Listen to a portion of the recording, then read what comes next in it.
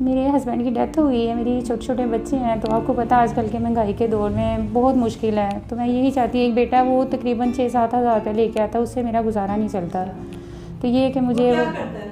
वो भी होटल पे ही काम करता है, किसी होटल पर डाला हुआ है। उसकी पढ़ाई छुड़वा दी आपने? छुड़वा दी है। फिर आपको पता है कौन सी मैं क्लास से छुड़वा 8 दी? क्लास में से छोड़ा उसने। अच्छा, पढ़ने में वो ठीक हाँ था? जी, माशाल्लाह से पढ़ने में अच्छा, एक ठीक तो है। आप उसको दोबारा पढ़ने पे डालें, ठीक है ना? ठीक है। क्योंकि अगर वो कोई लेबर वर्क भी करेगा, बाकी बच्चे पढ़ जाएंगे तो उसका और उनका गैप।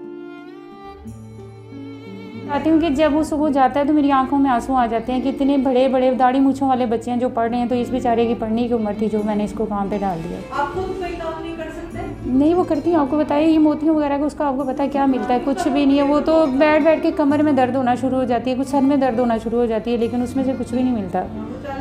हाँ, कुछ भी नहीं है। तो बस यही चले, है। अल्लाह ताला खैर करेगा, अल्लाह ताला बेहतर करे, इनकी बच्चों की पढ़ाई पे ही तवज्जो दें जितना हम। नहीं, वो तो माशाल्लाह से मैंने कहा जो भी होगा जैसे भी होगा इन लोगों को तो पढ़ाऊंगी।